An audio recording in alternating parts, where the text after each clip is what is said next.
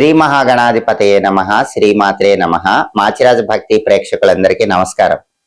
ఈనాటి దినఫలం కార్యక్రమంలో ముందుగా నేటి పంచాంగ వివరాలు పరిశీలిద్దాం.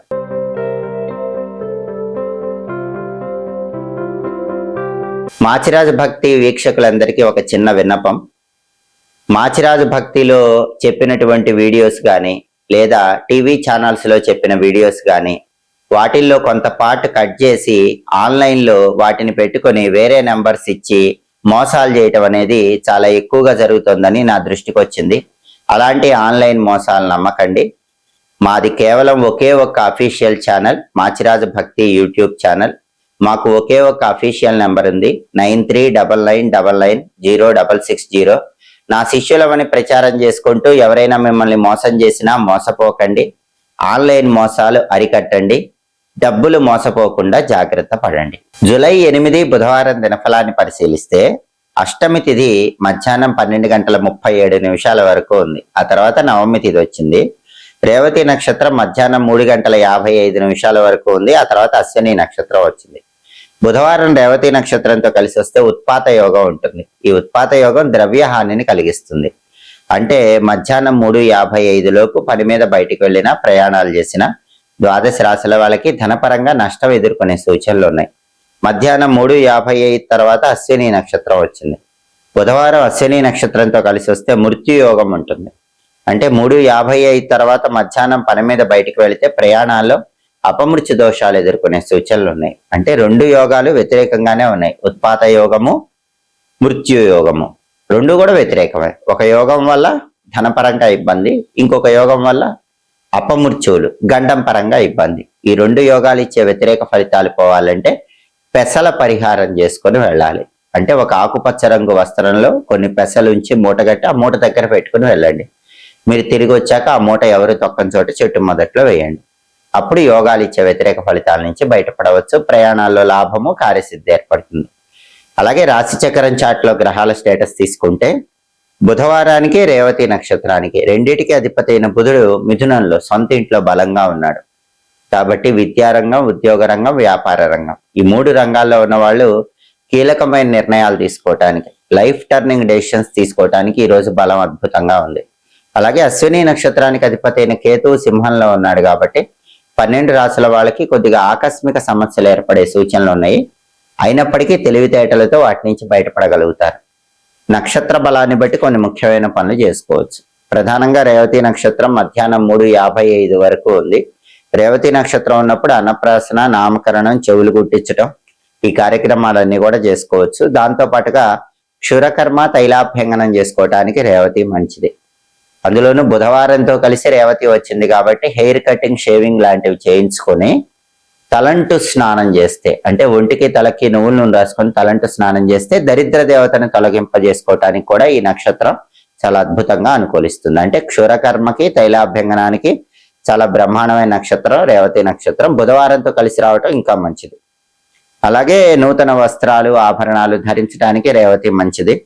భూములు, గృహాలు కొనుగోలు చేయటం, వాటికి సంబంధించిన డాక్యుమెంటేషన్ చేయించుకోవటానికి రేవతి నక్షత్రం అనుకూలిస్తుంది. అధికార పదవులు స్వీకరించడానికి కూడా ఈ నక్షత్రం అనుకూలిస్తుంది. అలాగే మోటారు వాహనాలు కొనుగోలు చేయడానికి, బండి కానీ కారు కానీ కొత్తది కొనుక్కోవటానికి, వాటిని మొదటిసారి ఉపయోగించుకోవటానికి కూడా రేవతి నక్షత్రం అనుకూలిస్తుంది. సంగీత విద్యలు నేర్చుకోవటానికి రేవతి మంచిది. మీకు రావాల్సిన ప్రాపర్టీస్ ఉంటే వాటికి సంబంధించిన హక్కులు మీరు పొందటానికి రేవతి మంచిది. జాబ్ లేని వాళ్ళు కొత్తగా జాబ్ వస్తే జాబులో జాయిన్ అవటానికి, నిరుద్యోగులు ఉద్యోగాల్లో చేరటానికి రేవతి అనుకూలిస్తుంది. రేవతి నక్షత్ర బలాన్ని బట్టి మధ్యాహ్నం 3:55 లోపు పనులన్నీ చేసుకోవచ్చు. మధ్యాహ్నం 3:55 తర్వాత అశ్విని వచ్చింది. అశ్విని బలాన్ని బట్టి కొన్ని పనులు చేసుకోవచ్చు. అశ్విని బలాన్ని బట్టి నూతన వస్త్రాలు ధరించవచ్చు, కంప్యూటర్ కోచింగ్ సెంటర్స్ లో జాయిన్ అవ్వచ్చు, గురువు గారి దగ్గర మంత్రం తీసుకోవచ్చు. అలాగే వెహికల్స్ ఫస్ట్ టైం నడపవచ్చు. గ్రహదోషాలు ఉన్న వాళ్ళు దాన ధర్మాలు చేయటం ద్వారా గ్రహదోషాలు తొలగింపజేసుకోవటానికి అశ్విని మంచి నక్షత్రం. పెయింటింగ్ కోర్సులు నేర్చుకోవటానికి కూడా అశ్విని మంచి నక్షత్రం. మధ్యాహ్నం 3:55 తర్వాత అశ్విని నక్షత్ర బలాన్ని బట్టి ఈ పనులన్నీ చేసుకోండి. అలాగే ఈనాటి దినఫలం కార్యక్రమంలో ద్వాదశ రాశుల వాళ్ళ రాశి ఫలితాలు ఎలా ఉన్నాయో ఇప్పుడు మనం పరిశీలిద్దాం. ముందుగా మేషరాశి. మేషరాశి వాళ్ళకి ఈరోజు వృత్తిపరంగా ధన వృద్ధి ఏర్పడుతుంది. ఉద్యోగమైన వ్యాపారమైన చేస్తున్న వృత్తిలో ధనపరంగా మంచి ప్రయోజనాలు పొందగలుగుతారు. అలాగే ఈరోజు అప్పులు తీర్చడానికి చేసే ప్రయత్నాలు మేషరాశి వాళ్ళకు బాగా అనుకూలిస్తాయి. తదుపరి వృషభ రాశి.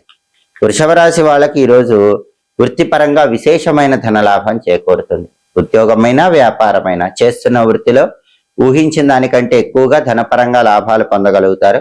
ప్రయత్న కార్యసిద్ధి ఏర్పడుతుంది. కొద్దిగా ప్రయత్నిస్తేనే చేపట్టిన ప్రతి పనిలో కూడా వృషభ రాశి వాళ్ళు విజయాలు అందిపుచ్చుకోగలుగుతారు. తదుపరి మిథున రాశి. మిథున రాశి వాళ్ళకి ఈరోజు ప్రధానంగా చోర భయం కనిపిస్తోంది. విలువైన వస్తువుల భద్రత పట్ల జాగ్రత్తగా ఉండాలి. రాజభయం కూడా కనిపిస్తోంది. అంటే అధికారులతో కూడా జాగ్రత్తగా మిథున రాశి వాళ్ళు వ్యవహరించాలి. లేకపోతే పనిచేసే చోట అధికారుల వల్ల మాటలు పడే అవకాశం ఉంది. అంతేకాకుండా తొందరపాటు చర్యలో కొన్ని నిర్ణయాలు తీసుకుంటే ఇబ్బందులు వస్తాయి. తొందరపాటు చర్యలు తగ్గించాలి. ఏ విషయమైనా మిథున రాశి వాళ్ళు బాగా ఆలోచించి నిర్ణయాలు తీసుకోవటం మంచిది. తదుపరి కర్కాటక రాశి. కర్కాటక రాశి వాళ్ళకి ఈరోజు కొన్ని హృదయ సంకట పరిస్థితులు చోటు చేసుకుంటాయి. అటువంటప్పుడు సరైన సమయంలో సరైన నిర్ణయాలు తీసుకుంటే ఆ సంకటములు కష్టాల నుంచి బయటపడవచ్చు. అలాగే ఈరోజు కర్కాటక రాశి వాళ్ళకి వృత్తిపరంగా మాత్రం ధనలాభం ఉంది. ఉద్యోగమైన వ్యాపారమైన చేస్తున్న వృత్తిలో బ్రహ్మాండమైన ధనలాభం పొందగలుగుతారు. తదుపరి సింహరాశి. సింహరాశి వాళ్ళకి ఈరోజు ప్రధానంగా మానసికంగా కొంత ఆందోళనకర పరిస్థితులు ఎదుర్కొనే సూచనలు ఉన్నాయి. అటువంటప్పుడు మనస్సును ప్రశాంతంగా ఉంచుకునే ప్రయత్నం చేయాలి. అప్పుల బాధలు వెంటాడినా కూడా వాటి నుంచి బయటపడతారు. కొన్ని సమస్యలను ఈరోజు సింహరాశి వాళ్ళు తెలివితేటలతో పరిష్కరించుకోగలుగుతారు. తదుపరి కన్యారాశి. కన్యారాశి వాళ్ళకి ఈరోజు ప్రయత్న కార్యసిద్ధి ఏర్పడుతుంది. అలాగే బంధుమిత్రులను కలుసుకుంటారు. ఉల్లాసంగా ఉత్సాహంగా కాలాన్ని గడుపుతూ ఉంటారు. స్వల్ప ధనలాభం కనిపిస్తోంది. అద్భుతమైన ధనలాభం లేకపోయినా కన్యారాశి వాళ్ళకి ఎంతో కొంత ధనపరంగా ప్రయోజనం కలిగే సూచనలు ఉన్నాయి. తదుపరి తులారాశి. తులారాశి వాళ్ళకి ఈరోజు వ్యాపార పరంగా సామాన్యమైనటువంటి ధన ప్రాప్తి యోగం ఉంది. తులారాశి వాళ్ళకి వ్యాపారస్తులకి అద్భుతమైన ధనలాభం లేకపోయినా ఎంతో కొంత ధనపరంగా ప్రయోజనాలు పొందగలుగుతారు. అలాగే ఈరోజు అనారోగ్య భావనలు తులారాశి వాళ్ళని వెంటాడుతూ ఉంటాయి కాబట్టి వీళ్ళు ఆరోగ్యపరంగా ప్రత్యేకమైన జాగ్రత్తలు తీసుకోవాలి. తదుపరి వృశ్చిక రాశి. వృశ్చిక రాశి వాళ్ళకి ఈరోజు బంధువుల సమాగమము ఏర్పడుతుంది. బంధువులతో కీలకమైన చర్చలు చేసి ముఖ్యమైన నిర్ణయాలు తీసుకుంటారు. స్వల్ప ధనలాభం, కొద్దిపాటి ధనలాభం కలిగే సూచనలు వృశ్చిక రాశి వాళ్ళకు ఉన్నాయి. తదుపరి ధనుస్సు రాశి. ధనుస్సు రాశి వాళ్ళకి ఈరోజు చోర భయం కనిపిస్తోంది కాబట్టి విలువైన వస్తువుల భద్రత పట్ల జాగ్రత్తగా ఉండాలి. అగ్ని భయం కూడా ఉంది కాబట్టి అగ్నికి దూరంగా ఉండే ప్రయత్నం చేయాలి. అగ్ని సంబంధమైన పనుల్లో జాగ్రత్తగా ఉండాలి. రాజభయం కూడా ఉంది కాబట్టి అధికారులతో జాగ్రత్తగా వ్యవహరించాలి. లేకపోతే అధికారులతో విభేదాలు పనిచేసే చోట వచ్చే సూచనలు ఎక్కువగా ఉన్నాయి. తొందరపాటు చర్యల్లో మాత్రం ఎట్టి పరిస్థితుల్లో నిర్ణయాలు తీసుకోకూడదు. ఏ విషయమైనా ధనుసు రాశి వాళ్ళు ఈరోజు బాగా ఆలోచించి నిర్ణయాలు తీసుకోవాలి. తదుపరి మకర రాశి. మకర రాశి వాళ్ళకి ఈరోజు వాహన యోగం ఉంది. కొత్తగా బండి కానీ కారు కానీ కొనుక్కోవడానికి చేసే ప్రయత్నాలు చక్కగా అనుకూలిస్తాయి. దాంపత్య జీవితం ఆనందదాయకంగా ఉంటుంది. కుటుంబంలో భార్యాభర్తల మధ్య గొడవలన్నీ కూడా సమసిపోతాయి. తదుపరి కుంభరాశి. కుంభరాశి వాళ్ళకి ఈరోజు ప్రధానంగా తొందరపాటు చర్యల వల్ల ఇబ్బందులు ఎదుర్కొనే సూచనలు ఉన్నాయి కాబట్టి ఏ విషయంలోనైనా బాగా ఆలోచించి నిర్ణయం తీసుకోవాలి. పనిచేసే చోట అధికారుల వల్ల ఇబ్బందులు ఏర్పడే సూచనలు ఉన్నాయి. అధికారులతో జాగ్రత్తగా మాట్లాడటం, జాగ్రత్తగా వ్యవహరించడం చేయాలి. అలాగే విలువైన వస్తువులు పోగొట్టుకునే అవకాశాలు కుంభరాశి వాళ్ళకు ఉన్నాయి కాబట్టి విలువైన వస్తువుల భద్రత పట్ల కొంచెం అప్రమత్తంగా ఉండాలి. తదుపరి మీనరాశి. మీనరాశి వాళ్ళకి ఈరోజు ఉద్యోగ పరంగా ప్రమోషన్ల కోసం చేసే ప్రయత్నాలు అనుకూలిస్తాయి. ప్రమోషన్లను గురించిన శుభవార్త వింటారు. అలాగే కార్యహాని ఏర్పడే సూచనలు ఉన్నాయి. అటువంటప్పుడు సహనంతో వ్యవహరించడం ద్వారా కార్యసిద్ధిని పొందవచ్చు. ధనాన్ని ఖర్చు పెట్టేటప్పుడు కూడా మీనరాశి వాళ్ళు కొద్దిగా ఆలోచించి ధనాన్ని ఖర్చు పెట్టే ప్రయత్నం చేయాలి. 12 రాశుల వాళ్ళు అనుకున్న పనులు అనుకున్నట్లు దిగ్విజయంగా పూర్తి కావాలంటే ప్రధానంగా బుధవారం కాబట్టి గణపతికి సంబంధించిన ఓం స్కంద పూర్వజాయ నమః అనే మంత్రాన్ని 11 సార్లు చదువుకొని పని మీద బయటికి వెళ్ళాలి. ఓం స్కంద పూర్వజాయ నమః. ఈ మంత్రం చదువుకుని వెళితే గణపతి అనుగ్రహం వల్ల చేపట్టిన ప్రతి పనిలో విజయం చేకూరుతుంది. వృత్తి ఉద్యోగ వ్యాపార రంగాల్లో అద్భుత విజయాలు అందిపుచ్చుకోవచ్చు. అలాగే బుధవారం కాబట్టి ఉదయం 6 నుంచి 7 మధ్యలో, మధ్యాహ్నం 1 నుంచి 2 మధ్యలో, రాత్రి 8 నుంచి 9 మధ్యలో బుధహోర ఉంటుంది. బుధహోర ఉన్న సమయంలో వ్యాపారానికి సంబంధించిన కీలకమైన పనులు చేసుకోవచ్చు. అలాగే ముఖ్యమైన ప్రయాణాలకు సంబంధించిన కీలకమైన నిర్ణయాలు తీసుకోవచ్చు.